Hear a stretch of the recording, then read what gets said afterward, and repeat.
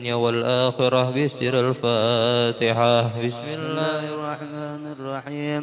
الحمد لله رب العالمين الرحمن الرحيم مالك يوم الدين إياك نعبد وإياك نستعين اهدنا الصراط المستقيم صراط الذين أنعمت عليهم غير المغضوب عليهم ولا الضالين. الفاتحة على روح سيدنا صاحب الرتيب قطب الإرشاد وغاث العباد والبلاد الحبيب عبد الله بن علي بن محمد الحداد ووصوله وفروعهم أن الله يعلي درجاتهم بالجنة ويكثر مثوباتهم ويضاعف حسناتهم ويحفظنا بجاههم وينفعنا بهم ويعيدون علينا من بركاتهم وأسرارهم وأنوارهم وعلومهم ونفحاتهم بالدين والدنيا والآخرة بسر الفاتحة. بسم الله الرحمن الرحيم. الحمد لله رب العالمين الرحمن الرحيم مالك يوم الدين إياك نعبد وإياك نستعين اهدنا الصراط المستقيم صراط الذين أنعمت عليهم غير المغضوب عليهم ولا الضالين. الفاتحة إلى أرواح كافة عباد الله الصالحين ووالدينا ومشايخنا في الدين وذوي الحقوق علينا وأموات أهل هذه البلدة من أهل لا إله إلا الله أجمعين، وإلى أرواح أموات المسلمين وأحيائهم إلى يوم الدين أن الله يغفر لهم ويرحمهم ويفرج كروب المسلمين ويرحمهم ويشفي مرضاهم ويجمع شملهم على الهدى ويعلف ذات البين ويعلي عليهم خيارهم ويصرف عنهم شرارهم ويكفينا وإياهم شر الفتن والمحان والمؤذيين والمتعديين من قريب أو بعيد ويرخي أسعارهم ويجزر أمطارهم ويعطي كل سائل منا ومنكم سؤله على ما يرضى الله ورسوله ويفتح علينا فتوح العارفين ويخطب لنا بالحسنى وهو راض عنا في خير ولطف وعافية، وإلى حضر النبي سيدنا محمد صلى الله عليه وسلم. الفاتحة. بسم الله الرحمن الرحيم. الحمد لله رب العالمين الرحمن الرحيم مالك يوم الدين إياك نعبد وإياك نستعين اهدنا الصراط المستقيم صراط الذين أنعمت عليهم غير المغضوب عليهم ولا الضالين. اللهم إنا نسألك رضاك والجنة ونعوذ بك من سخطك والنار. اللهم إنا نسألك رضاك والجنة ونعوذ بك من سخطك والنار. اللهم إنا نسألك رضاك والجنة ونعوذ بك من سخطك والنار. يا عالم السر منا لا تهتك الستر عنا وعافنا واعف عنا وكن لنا حيث كنا. يا عالم السر منا لا تهتك الستر عنا وعافنا واعف عنا وكن لنا حيث كنا. يا عالم السر منا لا تهتك الستر عنا وعافنا واعف عنا وكن لنا حيث كنا. جزا الله عنا سيدنا محمدا صلى الله عليه وآله وسلم خيرا. جزا الله عنا سيدنا ونبينا محمدا صلى الله عليه وآله وسلم هو أهله. جزا الله عنا سيدنا محمدا صلى الله عليه وآله وسلم خيرا. جزا الله عنا سيدنا ونبينا محمدا صلى الله عليه وآله وسلم هو أهله. جزا الله عنا سيدنا محمدا صلى الله عليه وآله وسلم خيرا. جزا الله عنا سيدنا ونبينا محمد صلى الله عليه وآله وسلم هو أهله. جزا الله عنا سيدنا ونبينا محمد صلى الله عليه وآله وسلم أفضل ما جزى نبيا عن أمته. جزا الله عنا سيدنا ونبينا محمد صلى الله عليه وآله وسلم أفضل ما جزى نبيا عن أمته. جزا الله عنا سيدنا ونبينا محمد صلى الله عليه وآله وسلم أفضل ما جزا الله نبيا عن أمته. يا الله بها يا الله بها يا الله بحسن الخاتمة يا الله بها يا الله بها يا الله بحسن الخاتمة يا الله بها يا الله بها يا الله بحسن الخاتمة. الحمد لله رب العالمين.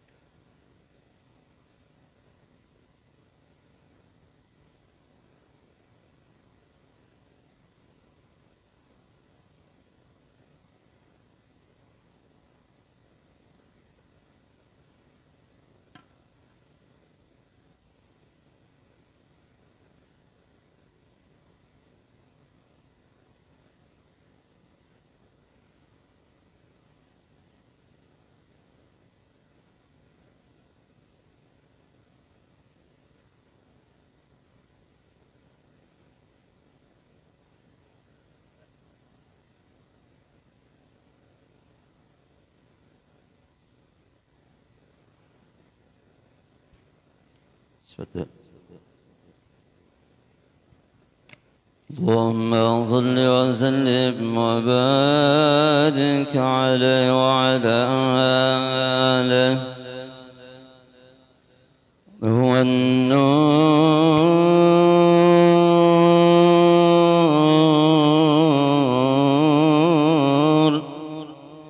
يهدي الحائرين ضياؤه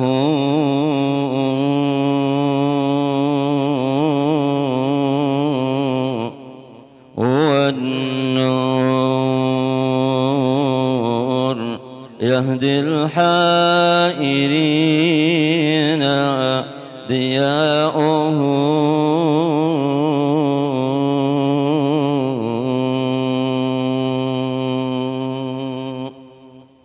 وفي الحشر ذل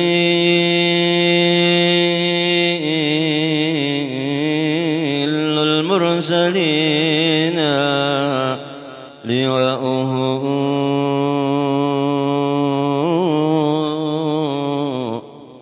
تلقى من الغيب المجرد حكمة بها أنت أراد بالخافقين سماؤه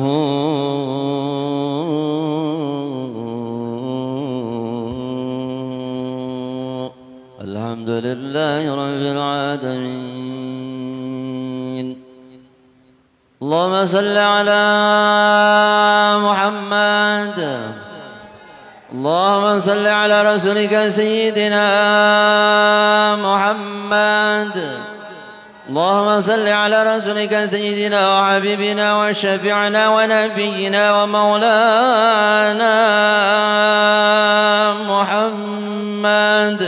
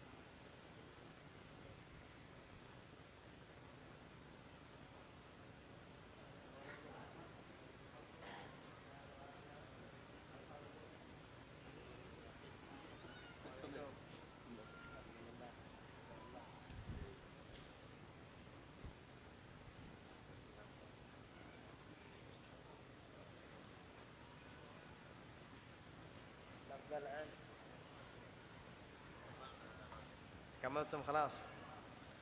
ايش هذا الشراب؟ عصير تمر. عصير التمر مع العسل. أوه. الحمد لله. استغفر الله. استغفر الله. يا مرحبا. بسم الله. شكرا مرحبا. الفاتحة إلى روح حبيبنا وشفيعنا رسول الله سيدنا محمد بن عبد الله صلى الله عليه وآله وسلم، وإلى روح سيدتنا فاطمة الزهرة بنت رسول الله، وإلى روح سيدتنا خديجة الكبرى وعائشة الرضا وباقية أزواج النبي محمد صلى الله عليه وآله وسلم الطاهرات أمهات المؤمنين، وإلى روح سيدنا الإمام علي بن أبي طالب كرم الله وجهه، وإلى روح سيدنا الحسن وسيدنا الحسين سيد شباب أهل الجنة في الجنة، وإلى روح سيدنا أبي بكر الصديق، وإلى روح سيدنا عمر بن الخطاب، وإلى روح سيدنا عثمان بن عفان، وإلى روح جميع أصحاب رسول الله من السابقين الأولين والأنصار والمهاجرين والتابعين لهم بإحسان إلى يوم الدين، وإلى روح سيدنا الإمام علي زين العابدين ابن الحسين الشهيد، وإلى روح سيدنا المهاجر إلى الله أحمد بن عيسى، وإلى روح الأستاذ العظم الفقيه المقدم محمد بن علي باعلوي، وإلى روح الفقيه المقدم الثاني وجه الدين الشيخ عبد الرحمن السقاف بن محمد بن الدبيلة، الشيخ بكر بن سالم وأخي عقل بن سالم، ولرسل من قد بالأنفاس عمر بن عبد الرحمن العطاس الترمذي، شيخ علي بن عبد الباراس، ولرسل من قد بالدعوة والإرشاد وقوة العباد والبلاد، الحبيب عبد الله بن علوي بن محمد الحداد، ورسل الجاد الإمام طه بن عمر الصافي بن عبد الرحمن المعلم بن محمد بن علي بن عبد الرحمن السقاف بن محمد بن الزول، وصولهم وفروعهم إلى أرواح أهل زندل وأهل فريض وأهل بكدر وأهل عينات وأهل حريضة وأهل سيون وأهل مشهد وأهل حوضة وأهل غرفة وأهل الشمام وأهل المسيلة وأهل باب السهام وأهل البقيع وأهل المعلة، وصولهم وفروعهم إلى رسل الإمام الحبيب محمد بن سالم بن حفيظ بن الشيخ أبي بكر بن سالم، وإلى رسل الإمام الحبيب عبد الله بن حسن بن ظاهر، ورسل الحبيب أبي بكر بن عبد العطاس الترمذي، الحبيب أحمد بن حسن العطاس، الحبيب علي بن محمد بن حسين الحبشي، وإلى رسل الإمام محمد بن علوي ووالدي الحبيب عبد الله بن محمد بن علوي بن عبد الله بن شهاب الدين، وإلى رسل الإمام الحبيب محمد بن عبد الله الهدار، وإلى رسل الإمام محمد بن أحمد بن المرشاطري، وإلى رسل الإمام الحبيب حسن وأخي الحبيب سالم بن عبد الله بن المرشاطري،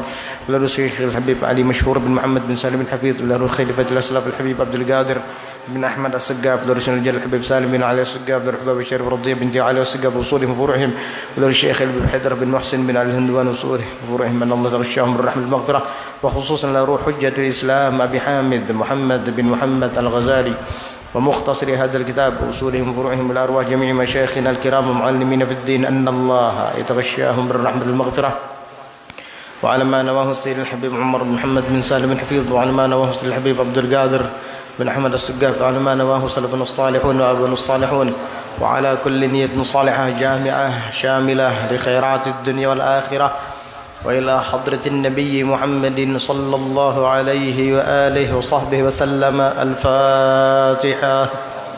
أعوذ بالله من الشيطان الرجيم. بسم الله الرحمن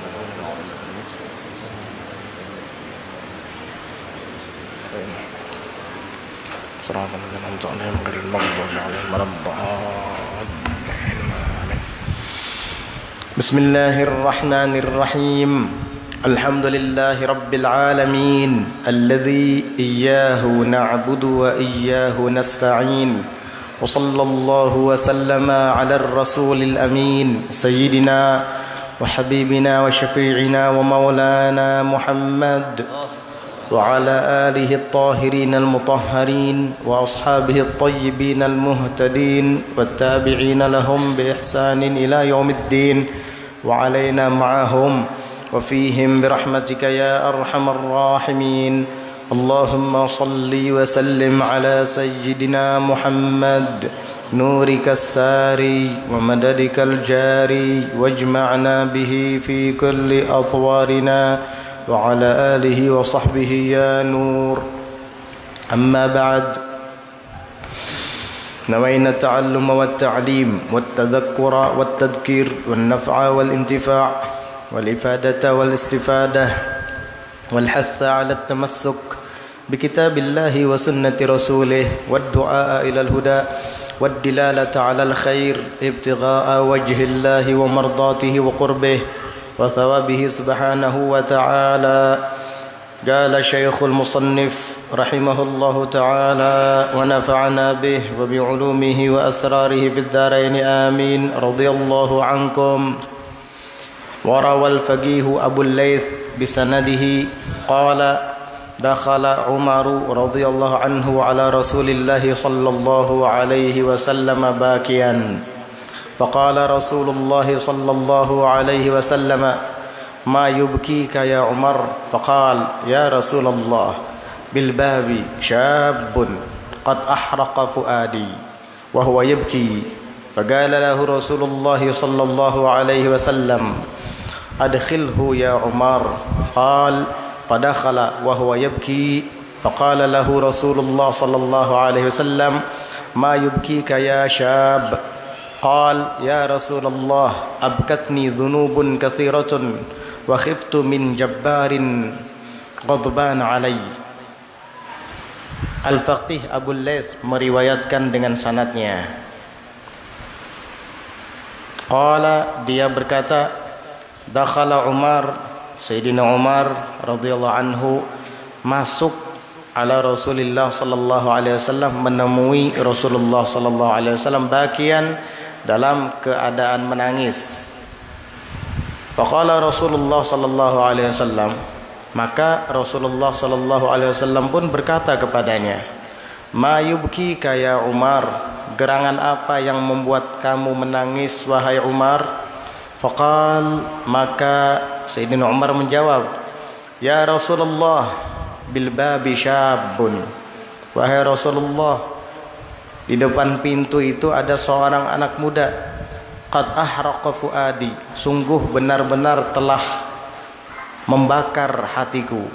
Maksudnya keadaannya itu membuat aku menangis, membuat hatiku terasa pilu, kasihan.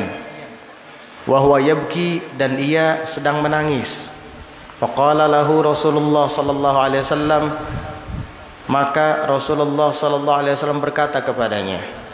Di sini Umar ketika menyampaikan itu juga menangis, ikut terharu dengan sebab tangisnya anak muda itu. Rasul berkata kepada Sayyidina Umar, adkhilhu ya Umar, persilahkan ia masuk wahai Umar. Qala, Sayyidina Umar melanjutkan ceritanya, fadakhala wa huwa yabki, anak muda itu masuk dan ia juga dalam keadaan menangis. Faqala lahu Rasulullah sallallahu alaihi wasallam, Rasulullah sallallahu alaihi wasallam pun berkata kepadanya, ma yubkika ya syab?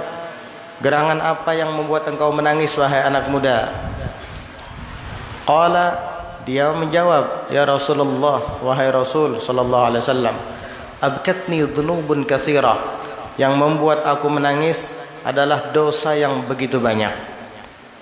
Wa khiftu min jabbarin ghadbana alai, dan aku takut daripada yang maha berkuasa marah atas saya, yakni Allah subhanahu wa ta'ala. Wajar kalau anak muda ini menangis karena dia merasa banyak berbuat dosa. Seharusnya memang begitu. Setiap orang yang beriman jika merasa banyak berbuat dosa, dia pasti menangis, mengingat kesalahan-kesalahannya. Faqala Rasulullah sallallahu alaihi wasallam, maka Rasulullah sallallahu alaihi wasallam berkata kepada anak muda itu, asyrakta billahi syai'a? Apakah engkau menyekutukan Allah dengan sesuatu? Qala, anak muda itu menjawab, la, tidak ya Rasul, bukan karena kesyirikan yang aku tangisi. Qala, Nabi berkata lagi kepadanya, aqatalta nafsan bighairi haqq? Apakah engkau telah membunuh satu jiwa tanpa ada dasar hak dalam agama, tanpa ada hak kebenaran dalam membunuhnya? Qala, anak muda itu menjawab, la, tidak. Qala, lalu Nabi melanjutkan perkataannya, fa innallaha yaghfiru dzanbak. Kalau begitu maka sesungguhnya Allah Ta'ala akan mengampuni dosamu. Kamu bukan seorang yang musyrik, kamu bukan seorang pembunuh, Allah akan ampuni dosa kamu. Walau kana mithlas samawati wal ardina wal jibal, kendati pun dosa itu seperti langit-langit yang berlapis dan bumi-bumi serta gunung-gunung, Allah ampuni. Qala, anak muda itu berkata lagi, ya Rasulullah, wahai Rasulullah, dzanbi a'dhamu min dzalik, dosa saya ini lebih besar daripada itu. Saya rasa dosa saya ini lebih daripada 7 lapis langit, lebih daripada 7 lapis bumi, bahkan lebih daripada gunung-gunung yang ada di atas bumi ini. Dosa saya itu besar sekali ya Rasul. Qala, Nabi kemudian berkata lagi kepada dia, dzanbuka a'dhamu amil kursi, apakah dosamu lebih besar ataukah kursinya Allah lebih besar? Qala, dzanbi a'dham ya Rasulullah. Anak muda itu menjawab, dosa saya lebih besar daripada kursinya Allah. Kursi di sini kekuasaannya Allah Subhanahu wa taala. Qala, kemudian Rasul sallallahu alaihi wasallam berkata lagi kepada dia, dzanbuka a'dhamu amil arash, apakah dosamu lebih besar ataukah arash yang lebih besar? Qala, anak muda tadi lagi-lagi menjawab, dzanbi a'dham, saya lebih besar daripada arash. Qala, Nabi berkata lagi, dzanbuka a'dham am ilahuk, apakah dosamu adalah lebih besar ataukah Tuhanmu Allah Ta'ala? Yakni yang dimaksud oleh Nabi adalah afwallah, yaitu ampunan Allah Ta'ala. Mana yang lebih besar, afwallah atau dosa kamu? Qala bal a'zamu wa ajal, dia menjawab, tidak, tetapi dia Allah itu lebih agung dan lebih besar. Ya sudah, kata Nabi. Qala, Nabi pun menjawab, fa innahu, maka sesungguhnya Allah la yaghfir. Nabi pun menjawab, fa innahu la yaghfiru dzanbal 'azima illa Rabbul 'azim, tidak akan ada yang dapat mengampuni dosa yang besar kecuali Tuhan yang maha besar, yakni 'azimat tajawuz, yakni Allah Ta'ala itu sangat besar dalam memaafkan. Akhirnya barulah hati anak muda itu tenang. Biasanya ini istighfar kita baca kan setiap kali mau sholat, astaghfirullahal azim min kulli dzanbin azim. Jangan dzanbil azim, salah tuh. Astaghfirullahal azim min kulli dzanbin azim. Naat man'ut. Iya, yang pernah belajar nahwu tahu tuh. Ada yang baca begini, astaghfirullahal azim min kulli dzanbil azim. Salah, min kulli dzanbil azim. Jangan diidhafatkan itu. Min kulli dzanbin azim. Kalau mau dzanbil juga, adzanabnya diandaki alif lam juga. Misalnya astaghfirullahal azim min kulli dzambil azim. Tapi itu kurang fasih dalam tatanan bahasa Arab. Jadi sebaiknya dinakirahkan saja, jangan ditaruh alif lam, tidak di sebelum kalimat adzanbi ataupun di sebelum kalimat azim, jangan dikasih al. Jadi min kulli dzanbin azim, la yaghfiru dzunuba illa rabbul alamin. Ada yang baca illa rabbal alamin, kadang salah itu. La yaghfiru dzunuba, tidak ada yang mengampuni dosa-dosa illa rabb, illa la yaghfiru dzunuba apa? Astaghfirullahal azim min kulli dzanbin azim, la yaghfiru dzunuba illa rabbul azim, ya, illa rabbul azim. Astaghfirullahal azim min kulli dzanbin azim, la yaghfiru dzunuba illa rabbul alamin, ya, bukan rabbul azim. Ini yang di sini yang rabbul azim. Illa rabbul alamin. Rabbu, jangan robba, salah. Dan itu istisna bib illa, istisnanya munqati', karena mustafna minhunya tidak disebut. Jadi illa rabbul alamin. Kenapa? Karena fa'ilnya yaghfiru belum ada. La yaghfiru dzunuba, mana fa'ilnya? Belum ada. Illa rabbul alamin. Jadi begitu. Jangan robba, salah. Saya sering dengar seperti itu di beberapa tempat. Ya, kita kan ada majelis di beberapa tempat begitu. Sebelum sholat maghrib biasanya si muadzin sebelum iqamat dia baca kayak gitu. Astaghfirullahalazim min kulli dzanbil azim. Ya, salah itu. La yaghfiru dzunuba illa rabbal alamin. Salah juga itu. Ya, kita benarkan. Ya. Karena dikira orang kita berdiam kada menagur kena. Maka ada aja majelisnya. Kada ada yang menagur kan. Ya. Dan kalau ditagur tuh harus maasi. Iya, jangan kada maasi. Ngalih benar gitu. Nang kada maasi ini nang ngalih ditagur. Keras kepala. Itu paling dimurka Allah Ta'ala yang kayak gitu tuh. Abghadur rijali ilallahil aladdul khosim. Paling dibencinya seseorang di sisi Allah itu al-aladdu, orang yang keras. Al-khosim, yang suka bertengkar, bermusuhan, keras kepala, suka bertengkar lagi. Allah benci sekali sama orang seperti ini. Nggak boleh kayak gitu. Fa innahu la yaghfiru dzanbal 'azima illa rabbul 'azim. Maka sesungguhnya tidak ada yang mengampuni dosa yang besar kecuali Tuhan yang maha besar, Allah Subhanahu wa taala. Yakni 'azimat tajawuz, yakni Allah itu maha besar, besar dalam mengampuni, memaafkan. Summa qala lahu, kemudian Rasulullah sallallahu alaihi wasallam berkata kepada dia, kepada anak muda tadi, akhbirni an dzanbik,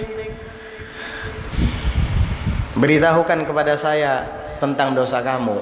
Apa sih dosanya, kok kamu dari tadi mengatakan dosa saya ini besar, besar daripada langit, besar daripada bumi, besar daripada gunung, besar daripada arsy.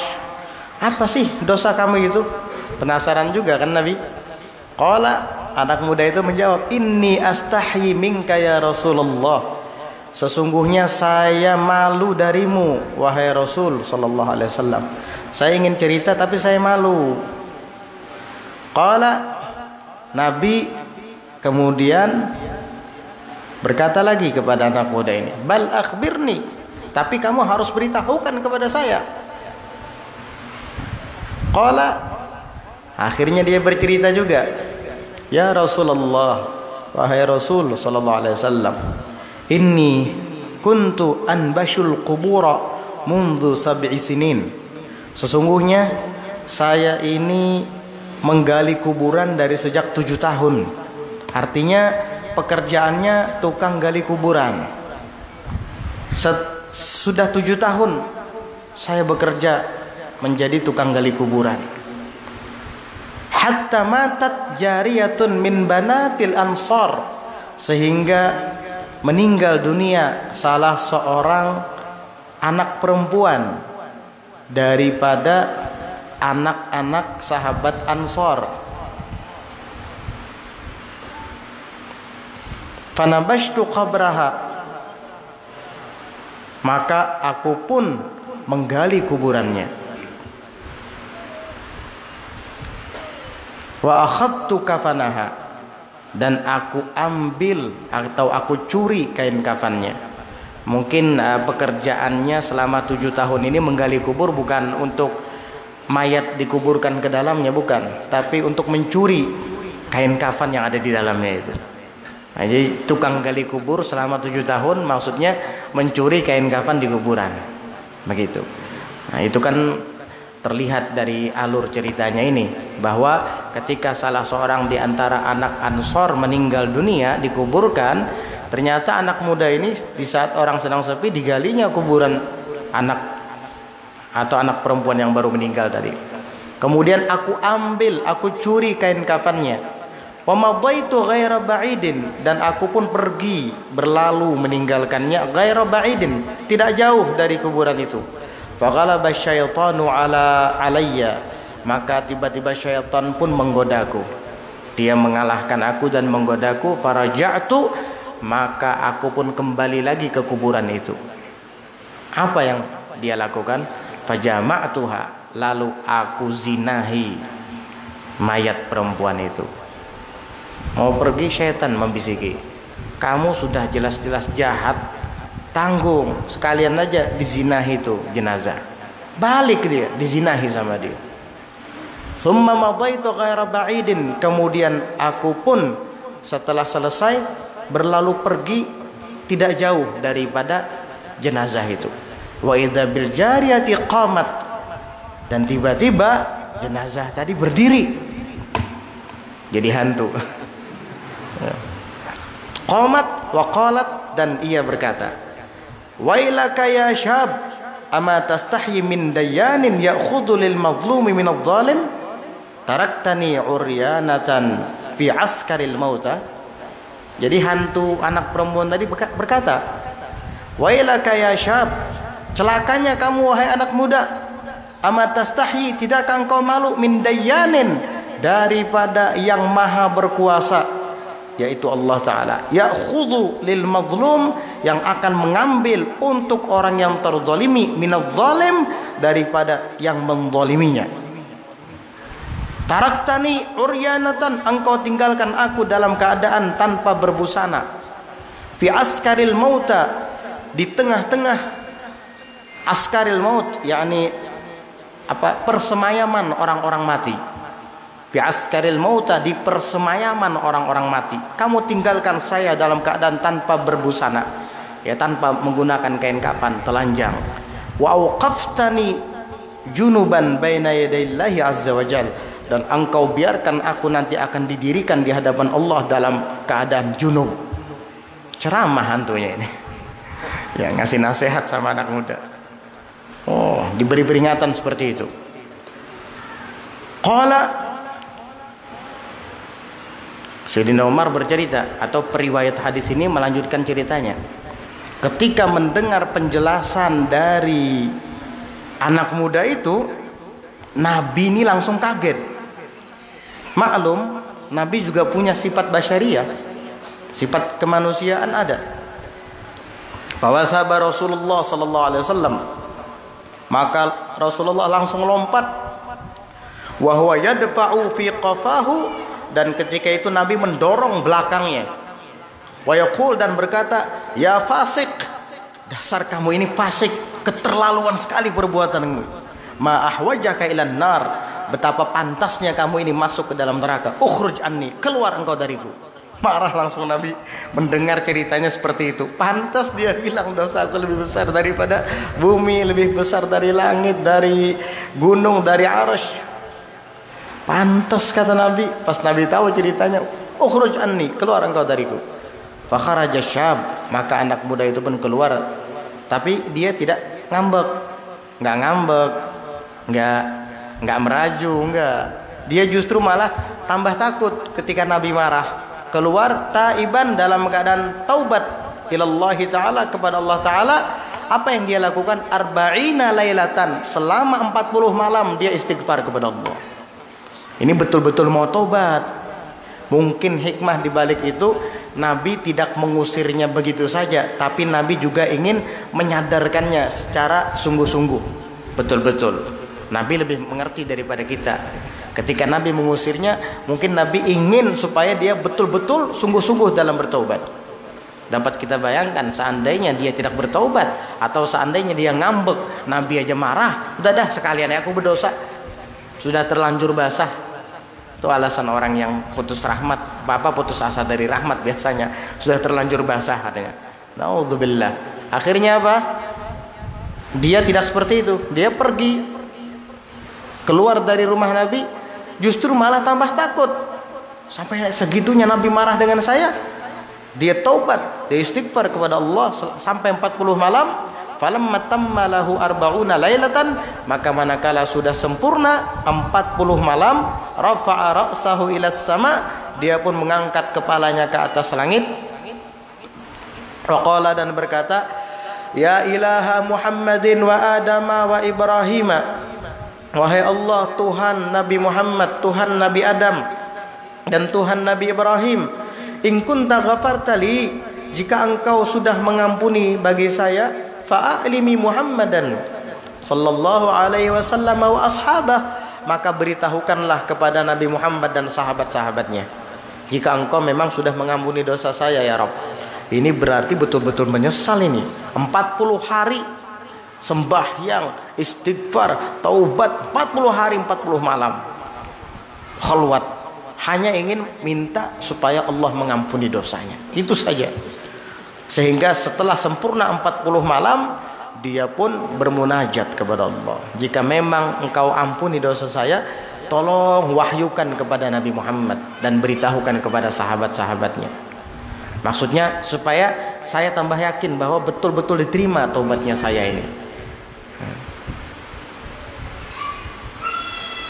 Wa illa, dan jika engkau tidak mengampuni dosa saya itu, fa arsil naran minas sama, maka kirimlah api dari langit, wa ahriqni biha, dan bakarlah tubuh saya dengan api itu. Wa najini min adzabil akhirah, dan selamatkan saya kelak daripada adab akhirat. Saya lebih sudi untuk dibakar hidup-hidup di dunia ini, tapi nanti di akhirat saya tidak diazab.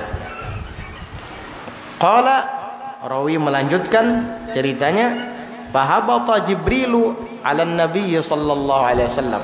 Setelah si anak muda ini berdoa, itu malaikat Jibril langsung turun mendatangi Nabi Muhammad sallallahu alaihi wasallam. Waqal, dan Jibril berkata, ya Muhammad, wahai Muhammad, innallaha ta'ala yuqri'uka salam, bahwasanya Allah Ta'ala telah titip salam kepadamu. Wa yaqulu laka, dan ia berkata kepadamu. Apa kata Allah kepada Nabi? Anta khalaqtal khalqa, apakah engkau yang menciptakan makhluk? Faqala, maka Nabi pun menjawab kepada Jibril, kalau itu pertanyaan Allah, maka jawabannya kata Nabi, bal huwallazi khalaqani wa khalaqahum wa razaqani wa razaqahum. Bukan saya, tetapi Dia Allah yang menciptakan aku dan menciptakan seluruh makhluk, dan Dia Allah yang mengaruniakan rezeki kepadaku dan mengaruniakan rezeki kepada mereka, seluruh makhluk. Qala Jibrilu alaihi salam, dan Jibril alaihi salam pun berkata lagi, yaqulu lakallahu ta'ala, Allah berkata kepadamu wahai Muhammad, anni tubtu ala syab, bahwasanya saya, kata Allah, telah menerima taubat untuk anak muda itu. Barulah Nabi sadar, tahu bahwa ternyata anak muda itu setelah keluar dari rumah Nabi, dia terus memanjatkan doa kepada Allah agar Allah terima taubatnya. Sehingga setelah mendapat kabar bahwa Allah menerima taubatnya melalui malaikat Jibril, fada'a an-nabiyyu sallallahu alaihi wasallam asyab, Nabi pun memanggil anak muda itu. Kata Nabi, panggil anak muda itu, bawa ke sini. Setelah 40 malam ini, datanglah anak muda itu. Wa basyarahu, dan Nabi pun memberikan kabar gembira kepada anak muda itu, bi annallaha taba alaih, dengan bahwasanya Allah Ta'ala telah menerima taubat untuknya. Radhiyallahu anhu wa ardhah. Kalau sudah diterima taubat, berarti dia menjadi kekasih Allah. Innallaha yuhibbut tawwabina wa yuhibbul mutatahhirin. Sesungguhnya Allah itu cinta kepada orang-orang yang taubat, ingin dicintai sama Allah, ingin menjadi kekasih Allah. Setiap hari taubat, karena setiap hari kita tidak luput dari dosa, baik yang kita sadari ataupun yang tidak kita sadari. Kalau dosa yang kita sadari, jangan sesekali lagi dilakukan. Kalau yang tidak kita sadari, yaitu tadi yang kita istighfari. Wa inni la astaghfirullah fi kulli yaumin sab'ina marratan wa fi riwayatin mi'ata marratin. Nabi yang mengatakan langsung, sesungguhnya saya istighfar kepada Allah setiap hari itu, kata Nabi, 70 kali. Dalam riwayat lain 100 kali. Ada lagi yang menyebutkan dalam setiap duduk Nabi itu istighfar 100 kali. Itu istighfarnya orang maksum, istighfarnya orang yang tidak berdosa. Setiap hari itu tidak kurang dari 100 kali. Kalau istighfarnya kita, ya itu tadi, orang yang berdosa ini ya kurang 100 itu. Kalau bisa 1000 kali. Istighfar sama Allah Subhanahu wa taala. Istighfar itu banyak fadilatnya, bukan hanya dosa diampuni. Jangan kira hanya dosa diampuni. Rezeki Allah luaskan. Yang tidak punya keturunan, insya Allah akan cepat mendapat anak keturunan. Nabi Allah Nuh pernah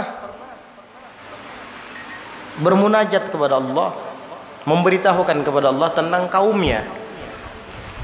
Kata Nabi Allah Nuh, faqultu astaghfiru rabbakum innahu kana ghaffara yursilis samaa 'alaikum midrara wa yumdidkum bi amwalin wa banin. Aku katakan kepada kaumku, ya Allah, saya katakan kepada mereka, faqultu, saya katakan, istaghfiru rabbakum, ayo istighfar kepada Tuhan kalian, minta ampun kepada Allah. Apa jawabannya? Yursilis samaa 'alaikum midrara, Allah akan kirim kepadamu hujan yang lebat yang membawa rezeki. Yang kering menjadi basah, sumur-sumur yang tidak ada airnya mulai akan berair kembali, tumbuhan yang kering akan menjadi subur lagi. Dengan apa? Istighfar.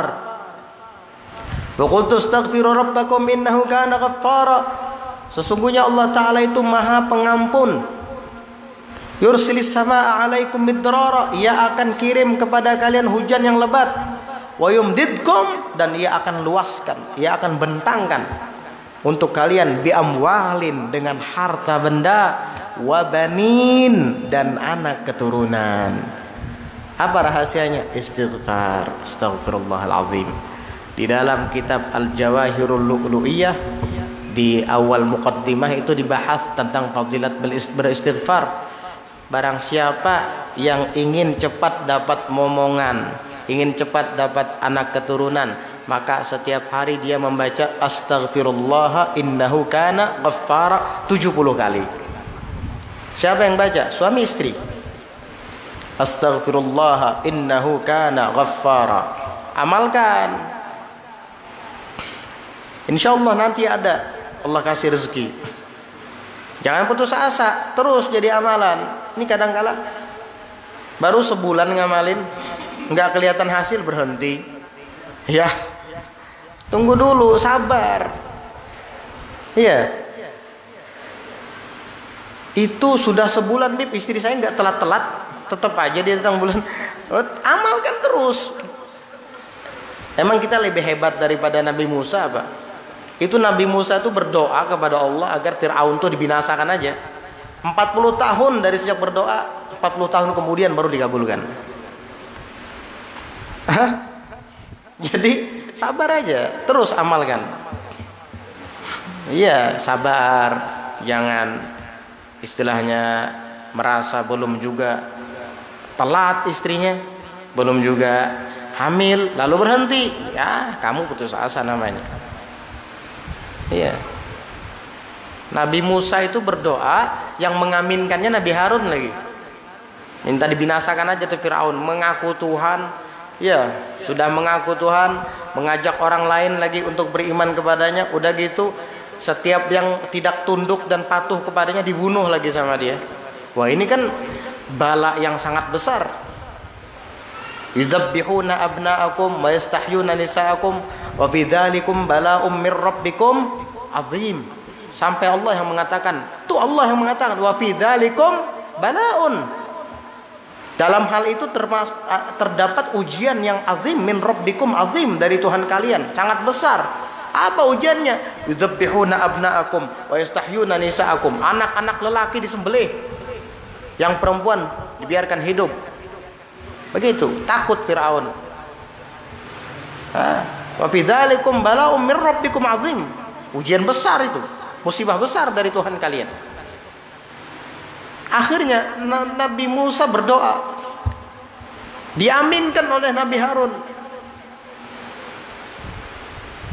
Itu jawabannya tahu enggak? 40 tahun kemudian, fastajabna lahum. Fastajabna lakum. Maka kami kabulkan, kami penuhi doa kalian. Setelah 40 tahun kemudian. Kita bukan Nabi Musa. Yang mengaminkan kita cuma istri kita, bukan Nabi Harun. Lalu pengen cepat begitu? Ya jangan. Sabar. Amalannya terus dibaca, doanya pun terus jalan. Astaghfirullah innahu kana ghaffara, astaghfirullah innahu kana ghaffara. Terus 70 kali. Itu paling sedikit. Mau lebih bagus lagi. Istighfar itu semakin banyak dibaca semakin bagus. Harta kita akan melimpah ruah nanti. Itulah hebatnya istighfar. Kita akan menjadi orang baik nanti. Itulah hebatnya istighfar. Orang kalau dia berakhlak buruk, omongannya kotor, suka bicara porno, bohong dan tidak baiklah, itu bisa diobati dengan banyak-banyak beristighfar loh. Di dalam kitab Al-Adhkarun Nawawiyah itu disebutkan, ada riwayat ada seorang anak muda mengadukan kepada Nabi tentang fuhsyul lisan, tentang buruknya perkataan. Kalau ngomong selalu jorok, selalu berbicara yang tidak patut.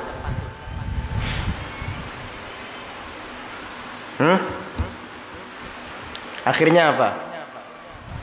Nabi menjawab kepada anak muda itu, aina anta minal istighfar? Di manakah posisimu daripada istighfar? Maksudnya banyak enggak kamu beristighfar? Banyak enggak kamu beristighfar, kata Nabi. Barulah anak muda itu sadar, ternyata dia selama ini mungkin jarang beristighfar. Akhirnya Nabi anjurkan untuk memperbanyak istighfar. Insya Allah kamu tidak jorok lagi ngomong. Berarti orang yang suka ngomong ceroboh, jorok, itu orang tuh jarang istighfar tuh. Jarang istighfar itu. Emang bagus apa omongan ceroboh itu? Ente kira bagus? Senang itu dengarnya, ketawa terbahak-bahak begitu. Di dalam Al-Quran itu ada 3 hal yang dilarang kepada orang yang berhaji. Dari saking buruknya, yang lain diperbolehkan, 3 hal nggak boleh ini. Ditekankan sama Allah. Al-hajju ashhurum ma'lumat.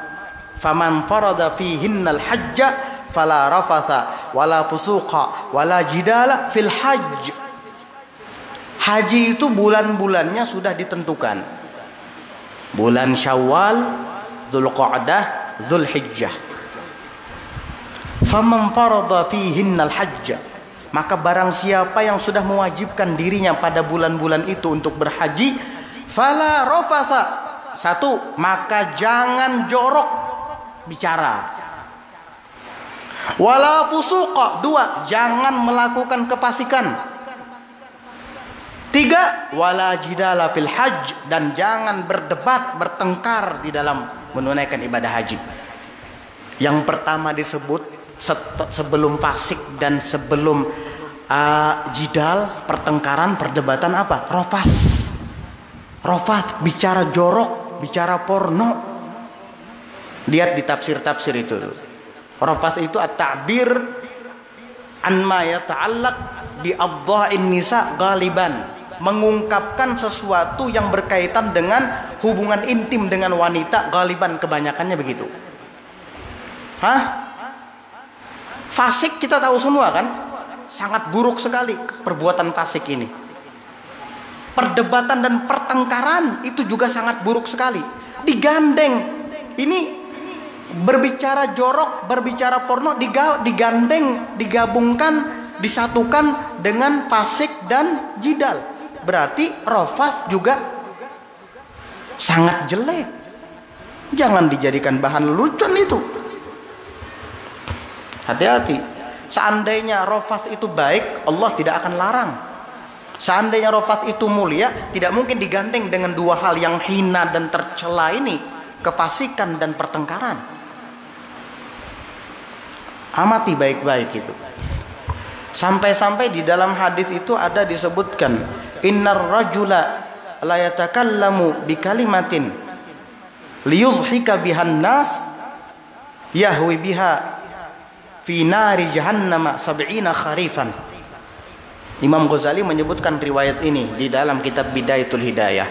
Sesungguhnya ada seorang lelaki mengucapkan satu patah kalimat saja, tujuannya untuk membuat orang tertawa. Gara-gara satu patah kalimat ini orang tertawa. Kira-kira kalimat apa itu? Kalau pelawak itu ingin lelucon, ingin menyampaikan hal-hal yang lucu, dia harus banyak bicara dulu, baru setelah selesai ketawa orang. Bukan satu kalimat, ada beberapa kalimat dulu, baru setelah selesai dia mengucapkan beberapa kalimat itu, baru si pendengar tertawa. Itu kan para pelawak, ya, komedian, pelawak. Nah, ini enggak, Nabi mengatakan la yatakallamu bi kalimatin, isim mufrad, satu kalimat saja. Dengan diucapkan satu kalimat itu orang tertawa. Kira-kira apa satu kalimat ini? Ulun memikirkan hadis itu. Ini satu kalimat orang tertawa, apa ya? Biasanya yang kita ketahui dari pergaulan-pergaulan di masyarakat, yang diucapkan hanya satu kalimat saja orang ketawa, itu biasanya kalimat-kalimat porno. Iya. Nabi itu ketika mengucapkan hadis tidak mungkin salah dalam memilih kalimat. Pasti kalimatnya itu ada hikmah di baliknya. Makanya ada di dalam usul fikih itu dibahas, al-fat itu dibahas dalam ilmu usul fikih. Tidak sembarangan. Lafat itu ada kalanya khos, ada kalanya am, ada kalanya mutlak, ada kalanya muqayyad, ada kalanya mujmal, ada kalanya mubayyan, ada kalanya zahir, ada kalanya muawwal. Itu dibahas dalam usul fikih. Jadi setiap lafaz yang diucapkan oleh Nabi mengandung makna. Makanya ketika kita mendengar hanya satu kalimat orang tertawa, apa kira-kira kalimat itu? Jadi terlintas di hati. Apalagi kalau bukan perkataan porno. Itu kalau sudah disebut kalimat itu, wah, sama jelisan ketawa itu. Akhirnya apa? Gara-gara dia melakukan itu, yahwi biha, dia akan terjatuh, dia akan terjerumus fi nari jahannam, di neraka jahannam, sab'ina kharifan ay sanatan, itu selama 70 tahun.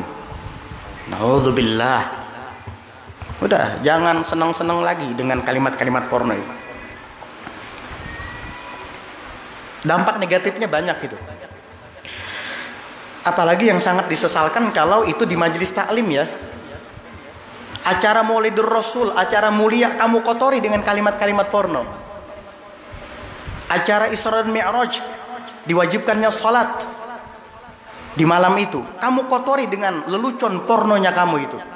Yang hadir anak kecil yang tidak mengerti kalimat-kalimat tersebut, begitu pulang ke rumah, bah, itu apa artinya, bah? Bingung si abah, loh kok anakku bisa tahu kalimat-kalimat itu? Dia pasti, anak kecil itu selalu punya rasa ingin tahu. Perasaan rasa ingin tahu itu ada. Apalagi anak kecil ini lebih kuat ingatannya daripada kita. Akhirnya dia nanya, bah, anu itu apa artinya, bah? Anu itu apa artinya? Wow. Gara-gara siapa? Ternyata bukan baca di internet, bukan baca di HP, sebab saya nggak kasih HP sama dia. Bukan pula baca di buku, sebab dia baca pun masih belum lancar. Usut diusut ternyata gara-gara pulang dari majelis. Astagfirullah, majelis jadi media untuk menyampaikan kalimat-kalimat porno. Pantaskah itu? Naudzubillah. Dan Nabi kadangkala ada menyebutkan di dalam beberapa riwayat, bahkan Quran mengatakan juga lam yatmithunna insun qablahum wala jan. Oh, itu lain. Itu Allah. Allah ingin memberitahukan tentang hal ehwal surga. Nabi Muhammad juga ingin memberitahukan tentang hal ehwal surga. Mereka itu syari', Allah syari', Nabi Muhammad syari'. Ente siapa? Karena surga tidak dilihat oleh kita manusia, Allah yang tahu. Allah beritahukan dalam Quran tentang sifat-sifatnya.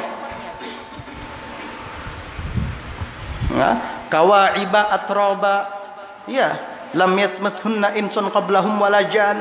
Memang itu sepertinya seperti itu, tapi Allah Ta'ala ini yang nyebut. Atau di dalam sebuah hadis Nabi mensifati tentang bidadari atau tentang penghuni surga di dalamnya misalnya. Itu syara'. Tahu arti syara' kan? Belajar usul fikih enggak? Syara' itu artinya yang mencetus syariat, yang membentuk, membikin syariat. Jangan ditiru, kita mengikut, tidak membentuk syariat.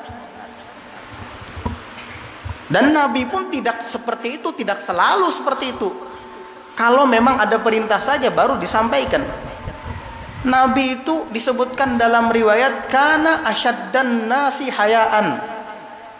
Kana asyadda minal azara haya, kana asyadda hayaan minal azara fi khudurihin. Adalah Nabi Muhammad itu, beliau asyadda hayaan, lebih bersengatan malu minal azara fi khudurihin, daripada gadis-gadis di kemah-kemah mereka. Rumah orang dahulu itu nggak ada kamarnya kayak rumah kita ya, karena ekonominya sulit di zaman itu. Tetapi mereka bikin kemah di dalam. Iya, jadi kalau ada tamu tidak bisa melihat gadis-gadis Arab zaman dahulu, karena mereka tersembunyi dalam kemahnya. Karena wanita-wanita di zaman Nabi itu pemalu semua. Jadi mereka tidak punya kamar tapi membuat kemah dalam rumahnya. Dari saking malunya tidak ingin dilihat oleh kaum lelaki. Nabi Muhammad lebih malu lagi daripada itu. Sayyidatuna Aisyah ditanya tentang akhlak Nabi, kana laisa fahishan wala mutafahishan. Nabi itu bukan tipe orang yang suka jorok, orang yang suka ceroboh porno tuh enggak. Bicara-bicara yang enggak karuan. Nabi tidak seperti itu. Sallallahu alaihi wasallam. Imam Ghazali di dalam kitab Ihya Ulumuddin panjang lebar bicara tentang masalah itu dan menyebutkan hadis-hadis yang begitu banyak. Kata beliau, "Lau kana al-fuhsyu rajulan kana rajulan sayyi'a." Seandainya porno, kalimat ceroboh itu berbentuk lelaki, tentu dia adalah lelaki yang buruk rupanya. Dan banyak lagi, laisal mu'min bit-ta'an walal la'an wala badhi'il lisan wala fahishil mutafahish. Bukanlah seorang lelaki, bukanlah seorang mukmin yang suka mencela, yang suka melaknat, yang suka bicara porno, jorok lidahnya. Bukan orang mukmin itu. Mukmin aja bukan, apalagi ulama kalau kayak gitu. Cukup sudah, ya.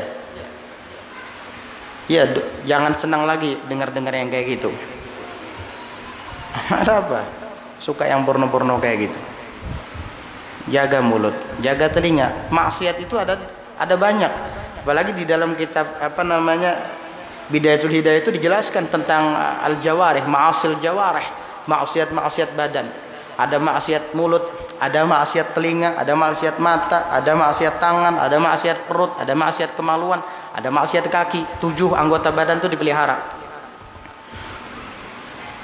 Saya kan tidak ikut-ikutan bicara jorok, Beb. Saya cuma dengar telinga kamu maksiat telinga namanya. Apalagi ikut-ikutan jorok juga. Al-mustami' syarikul qail. Orang yang mendengar sama dengan si pembicara. Begitu. Niat hati baik, ingin hadir ke majelis, dapat pahala dan ilmu, malah disuguhkan dengan kalimat-kalimat porno. Kasihan orang yang niatnya baik, ingin belajar, malah diajarkan kalimat-kalimat tidak senonoh. Apalagi di hadapannya hadis Nabi, di hadapannya Al-Quran. Di saat kita mengadakan majelis taklim, malaikat-malaikat turun, berkumpul, hilakan hatta balagu ananas sama. Itu halakah demi halakah, perkumpulan demi perkumpulan membentuk lingkaran sampai menjulang tinggi ke langit. Itu mendengar kalimat jorok, lari itu para malaikat-malaikat. Diangkat lagi rahmat-rahmat itu. Na'udzubillah. Gitu. Kita tidak membicarakan si A si B ya. Ini kita bicara umum ini. Aku lebih baik berceroboh daripada menggibah orang. Loh, siapa yang gibah? Emang gibah sama ceroboh enggak dosa apa? Aku lebih baik mati dimakan buaya daripada dimakan singa. Ya sama aja mati juga kamu. Ngomongnya kayak gitu. Selamat dari lubang buaya tapi masuk ke mulut si singa. Gimana sih cara berpikirnya? Ya. Ini bicara umum kita ya, bicara umum. Pokoknya kalau ada yang suka jorok itu tidak patut ya. Kalau itu dari mulut orang yang dikenal sebagai ulama. Ulama itu mulutnya basah dengan zikir. Ulama itu mulutnya basah dengan istighfar, bukan dengan kalimat-kalimat porno. Husnudzon aja beb, mungkin dia majdub. Husnudzon itu ada tempatnya bung. Husnudzon fi ghairi mahallih duhakatun li syaitan, kata Imam Haddad. Berprasangka baik bukan pada tempatnya, itu jadi objek bahan tertawaan syaitan. Kalau kita husnudzon bukan pada tempatnya, tidak ada lagi nahyul mungkar, nggak ada. Nahyul mungkar nggak ada, hapus dia sudah tuh. Padahal itu ciri kita sebagai umat Nabi yang tampil di hadapan umat-umat sebagai sebaik-baik umat. Kuntum ukhrijat linnas, kuntum khaira ummatin ukhrijat linnas, ta'muruna bil ma'ruf wa tanhauna 'anil munkar. Itu ciri khas kita. Ta'muruna bil ma'ruf wa tanhauna 'anil munkar wa tu'minuna billah. Itu ciri khas kita sebagai sebaik-baik umat. Nanti orang minum minuman husnudzon aja lah, mungkin dia tobat. Orang berzina husnudzon aja lah, semua husnudzon jadinya, nggak ada lagi dah nahyul mungkar. Batal agama. Husnudzon itu selama masih zon. Tahu arti zon? Tajwizul amrain la maziyata, tajwizu al amrain ahaduhuma arjahu minal akhar.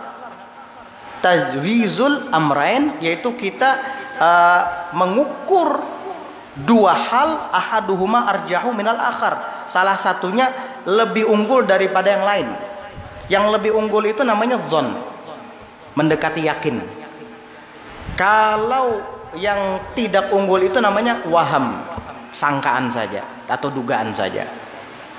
Ada lagi syak. Kalau syak itu tajwizul amrain la maziyata li ahadihima ala akhar atau alal akhar. Itu kita mengukur sesuatu tapi tidak ada yang lebih unggul satu sama lain, sama. Itu namanya syak, ragu-ragu namanya itu. Ada lagi yakin. Nah, kalau yakin itu adalah sesuatu yang kita nyatakan dan itu adalah kenyataan yang sesuai dengan kejadian. Itu yakin namanya, ilmu. Al-ilmu itu adalah yakin. Paham? Mutabik lil waqi', sesuai dengan kenyataan. Itu yakin namanya. Nah, kalau yakin tidak bisa dizon-zonkan. Husnudzon itu selama masih ragu-ragu, masih sangkaan. Tapi kalau sudah yakin, jelas-jelas mengucapkan kalimat porno, mau husnudzon kamu? Gak bisa. Nggak majdub nggak bisa ceramah. Majdub nggak bisa dakwah. Orang majdub itu dia cuma sama Allah Ta'ala, nggak nyambung. Tuh Habib Syekhan di Priok tuh, suruh ceramah ngawur, nggak bisa karena beliau majdub. Makanya manusia tuh ada salik, ada majdub. Salik itu yang normal, betul-betul suluk kepada Allah. Kalau majdub itu yang Allah Ta'ala tarik akalnya. Jangankan ibaratnya ceramah, diajak ngobrol aja nggak nyambung, apalagi ceramah. Ini ceramahnya teratur, dibilang majdub juga. Ya Allah, belajar jadi orang cerdas dikit lah, bisa menilai. Jangan sedikit ya, kalau bisa cerdas banyak gitu ya. Cerdas banyak, jangan cerdas sedikit. Ya, begitu. Bedakan antara tamar dan jamar, antara kurma dan barapi. Mana yang manfaat, mana yang mudarat. Tujuan kita majelis taklim. Ya, namanya apa? Majelis taklim. Majelis tempat belajar mengajar, bukan majelis lelucon, bukan majelis ketoprak humor, bukan majelis jontralalaan, bukan, atau madihinan. Majelis taklim. Sudah tahu majelis taklim? Kenapa ya Habib tuh kada lucu lalu ceramah? Lo, ulun bukan pelawak. Nah, guru Saifur Rahman tuh ya tegang. Lo, guru Saifur Rahman menyampaikan ilmu. Mau apa ini? Mau lelucon-lelucon, udah ganti aja, jangan majelis taklim lagi dah. Majelis madihinan. Udah gitu aja udah. Namanya juga majelis taklim, tempat belajar mengajar. Emang tujuannya apa ente dari rumah ke sini? Ingin belajar kan? Ya sudah. Tapi Beb, saya ingin belajar ilmu ketuhanan loh Beb. Loh, ini ilmu ketuhanan. Ini ilmu apa ini? Ini ilmu ketuhanan. Tadi kita dari sejak awal sampai akhir bicara tentang taubat. Emang ente tobatnya sama siapa? Hah? Sama Tuhan kan? Ya sudah, ilmu ketuhanan ini. Ya Allah, mau ilmu ketuhanan yang versi apa lagi ente? Fikih itu ilmu ketuhanan juga, karena fikih itu kaifiat atau tata cara beribadah kepada Tuhan Allah Subhanahu wa taala. Ilmu ketuhanan itu. Tapi ilmu ketuhanan yang bisa beikung, wah, yang bisa beikung itu Firaun itu. Beikung, hendak melihat Allah taala beikung. Ya Allah. Melihat matahari Jakarta Kawah, melihat Allah taala. Allahu nurus samawati wal ard. Lebih hebat dari Nabi Musa lagi ente. Udah yang realistis aja lah, jangan macam-macam. Ilmu ketuhanan kepentingannya ada sembahyang, kepentingannya ada puasa. Udah. Jangan coba-coba ya seperti itu, jangan coba-coba. Saya mau coba-coba loh. Terpengaruh nanti ente. Ini ada pertanyaan nih. Wallahu a'lam bishawab. Insyaallah kita lanjutkan nanti. Waalaikumsalam warahmatullahi wabarakatuh. Apa hukumnya bayar utang tuh, wajib apa tidak?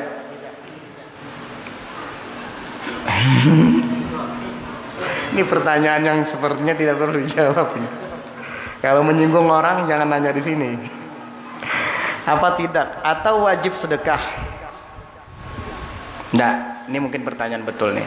Tapi nulisnya mungkin yang salah. Maksudnya mungkin apakah utang itu wajib dibayar? Terus kalau orangnya kededa, apa yang harus kita lakukan? Itu mungkin masuknya. Makanya ada kalimat atau wajib sedekah. Nah, itu mungkin. Pertama, bayar utang hukumnya wajib. Nggak boleh utang tidak dibayar. Bahkan di dalam hadis disebutkan, yughfaru lisyuhada'i jami'ud dzunub illa ad-dain. Diampuni bagi semua para syuhada yang mati syahid dosa-dosa mereka kecuali utang. Utang nggak bisa dihapus. Ya, abah saya itu meninggalnya sujud loh, nggak usah dibayarkan utangnya. Lu tetap wajib utangnya dibayar. Ini hakul adami ini. Ya, walaupun dia mati syahid, utang tetap wajib dibayar. Utang tetap utang. Paham? Kalau kita punya uang dan pemiliknya menagih tapi kita tidak mau bayar utang, dosa kita. Itu namanya al-maql, mumatalah, menghulur-hulur untuk bayar hutang padahal mampu. Dosa itu. Selama kita tidak melunasi utang kita padahal kita mampu dan pemilik utang menagih, selama itu kita dosa. Hati-hati, jangan anggap remeh hutang ini. Ya, jangan anggap remeh.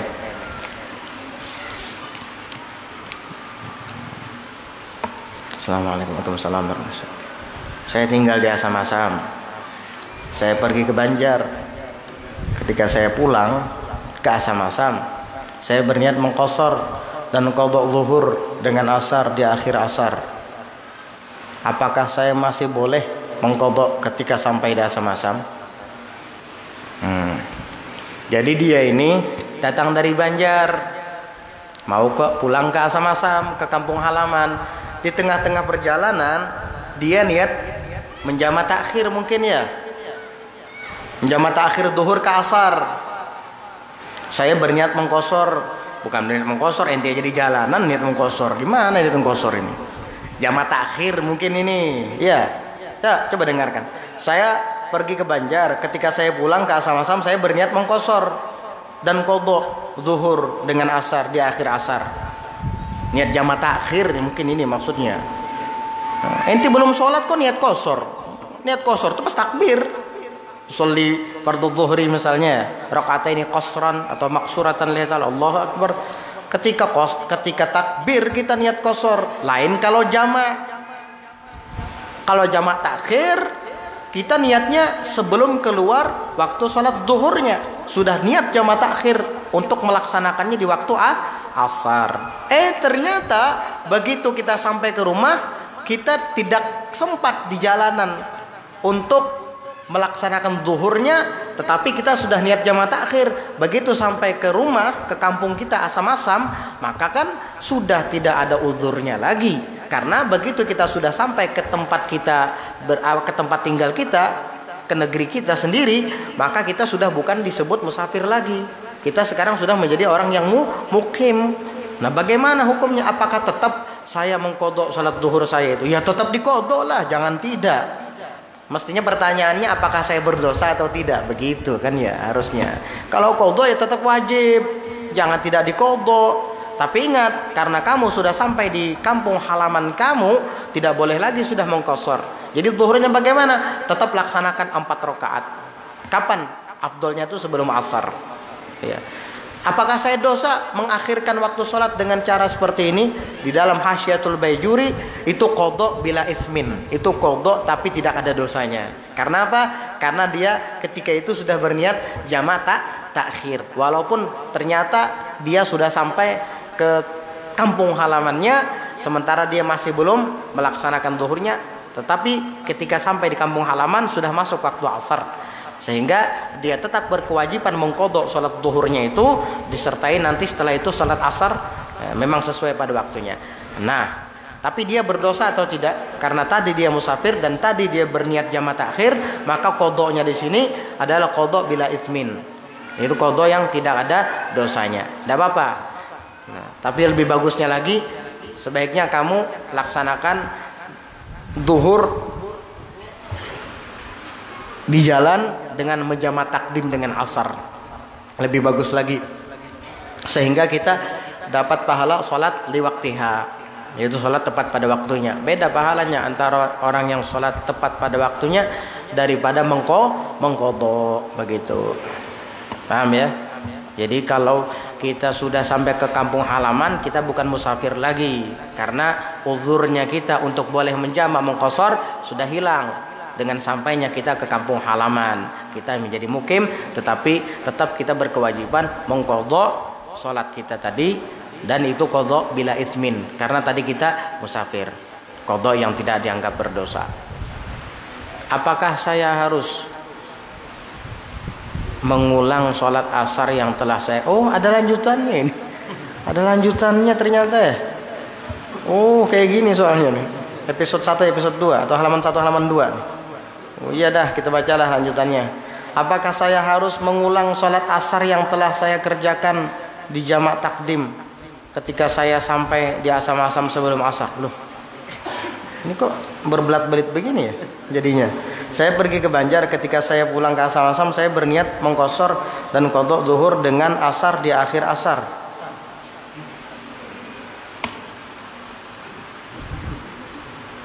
Apakah saya masih boleh mengqadha ketika sampai di asam-asam? Apa yang mau diqadha? Udah dikerjakan asarnya. Wah, ini nih kalau nulis buku yang baca nih bingung nih. Kira-kira begini ya, menurut, kalau kita lihat halaman kedua, ini halaman 1, halaman 2 nih. Menurut kira-kira begini, mungkin dia ini dari Banjarmasin mau pulang, zuhurnya dia jamak takhir atau asarnya dia jamak takdim ya. Asarnya dia jamak takdim ke waktu zuhur. Udah, zuhur dia usolli fardhu zuhri rakaataini qasran majmu'an ilahil asr. Jamak takdim lillahi ta'ala, Allahu akbar. Udah, niat jamak takdim. Asar dikerjakan di waktu zuhur. Setelah salam 2 rakaat daripada sholat zuhur, bangun lagi dia, niat lagi sholat asar, qashar 2 rakaat, salam. Pas sampai ke asam-asam, adzan asar. Apakah wajib lagi sholat asarnya? Begitu kan enak pertanyaannya. Iya, jawabnya tidak wajib lagi. Sudah, kewajiban sholat dalam sehari semalam hanya 5 waktu. 5 waktu di sini, subuh, zuhur, asar, maghrib, dan isya. 5 macam ini saja. Nah, karena itu tadi asarnya sudah dikerjakan, yaitu pada waktu zuhur. Dalam hal ini asar masuk ke waktu zuhur karena dijamak takdim. Maka begitu sampai ke kampung halaman, masuk lagi waktu asar, adzan asar, tidak perlu lagi sholat asar. Sudah gugur kewajibannya ketika kita jamak takdim dengan sholat zuhur tadi. Mungkin itu ya maksudnya, mungkin ya. Nah ya, pantasan saya bingung, apakah boleh saya mengqadha ketika sampai di asam? Apa yang mau diqadha? Mau asar sudah dikerjakan. Mungkin iadah, mungkin maksudnya mengulang, mungkin ya. Iadah itu ada syaratnya. Kalau mau mengiadah ya silahkan, tapi nggak wajib loh ya. Sudah cukup, itu sudah cukup. Kalau iadah lain lagi. Iadah itu mengulang sholat sekali, mau diulang lagi boleh, tapi syaratnya harus berjamaah. Itu diantara syaratnya. Dan I'adah itu mu'tamadnya tidak boleh lebih dari sekali, hanya sekali saja alal mu'tamad. Wallahu a'lam bishawab. Udah ya? Nggak ada pertanyaan lain? Udah.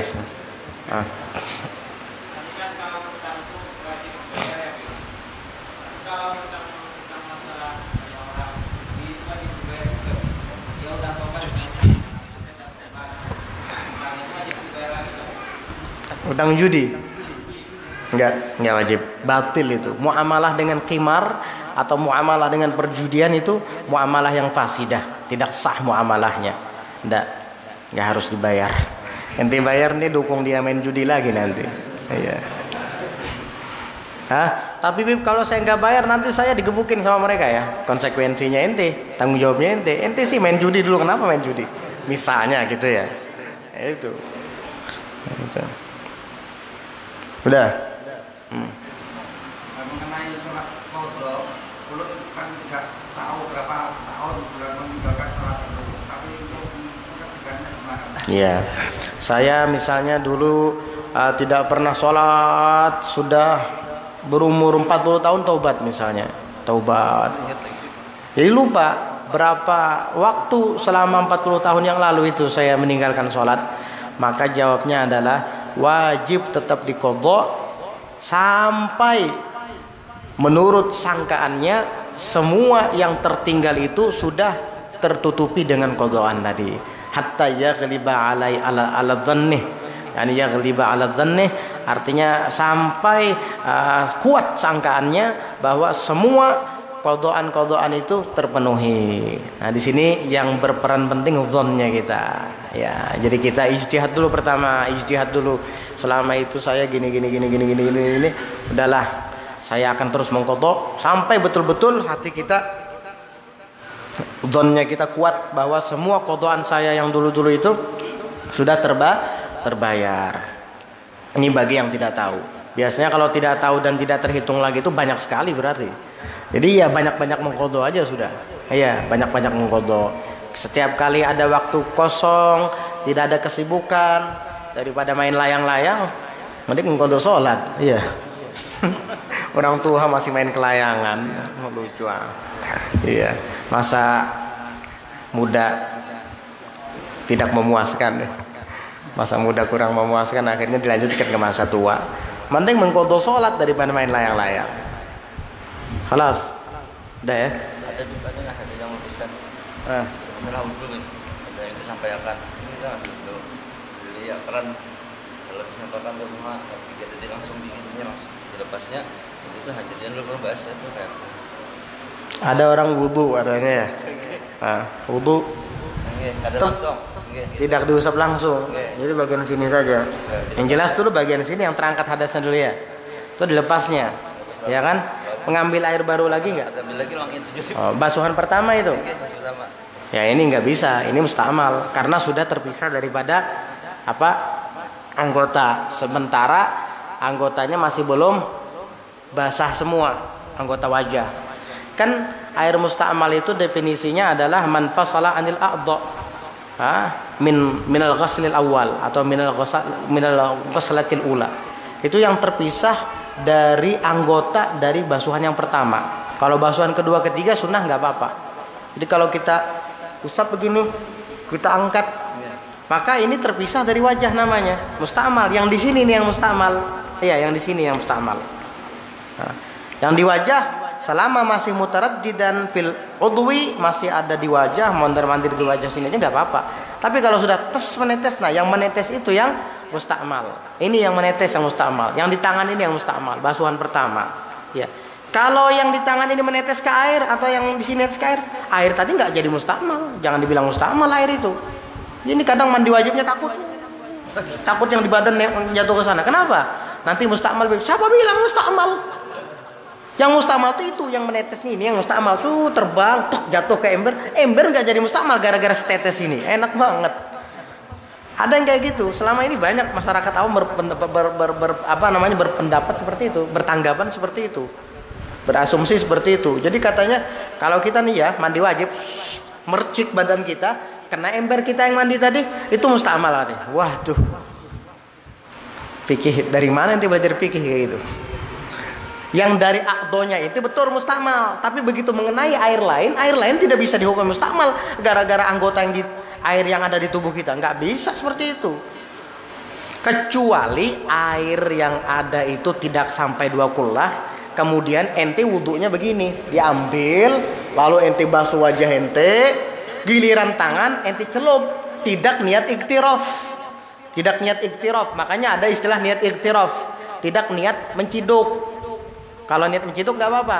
Akhirnya tangan yang masih berhadas dicelupkan ke air yang tidak sampai 2 kullah, ente angkat, akhirnya hadas ini tertinggal di sini, bukan yang netes ini, hadasnya tertinggal di dalam. Karena ente tidak niat iktiraf, tidak niat menciduk. Kalau niat menciduk nggak apa-apa. Jadi saya mengeluarkan air dengan tangan saya dari baskom ini. Baskom ini nggak nyampe 2 kullah.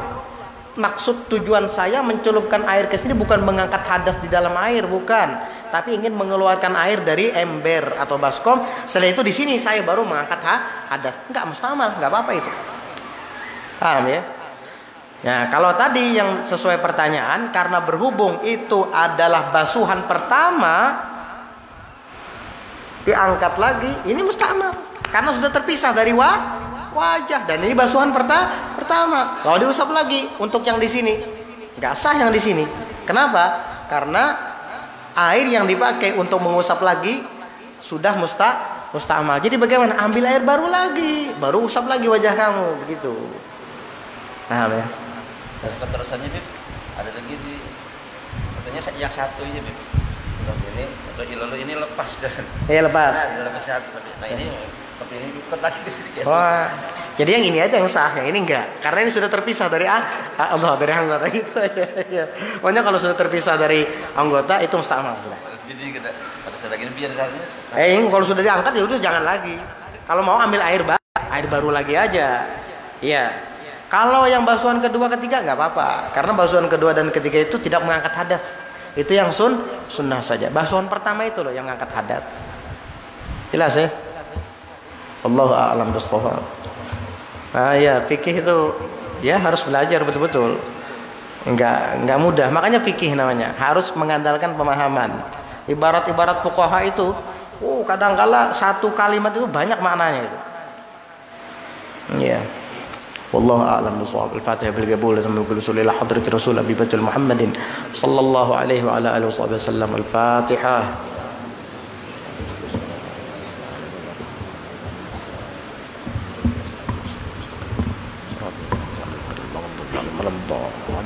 Amin. Bismillahirrahmanirrahim. Alhamdulillahi rabbil alamin. Allahumma salli wa sallim ala sayyidina Muhammadin wa ala alihi wa ajma'in. ربنا انفعنا بما علمتنا ربنا علمنا الذي ينفعنا ربنا فقهنا وفقه أهلنا وقرابة لنا في ديننا مع أهل القطر أنثى وذكر ربنا وفقنا ووفقهم لما ترتضي قولا فعلا كراما وارزق الكل حلالا دائما وآخر الأتقياء علماء نحظى بالخير ونكفى كل شر ربنا واصلح لنا كل شؤون وأقر برضا منك العيون واقض عنا ربنا كل الديون قبل أن تأتينا رسل المنون واغفر واستر أنت أكرم من ستر وصلاة الله تغشى المصطفى من إلى الحق دعانا والوفاء بكتاب فيه للناس شفاء وعلى الآل الكرام الشرفاء وعلى الصحب المصابيح الغرر اللهم اهدنا بهداك واجعلنا ممن يسارع في رضاك ولا تولنا وليا سواك ولا تجعلنا ممن خالف أمرك وعصاك وصلى الله على سيدنا محمد النبي الأمي وعلى آله وصحبه وسلم سبحان ربك رب العزة عما يصفون وسلام على المرسلين والحمد لله رب العالمين. الحمد لله.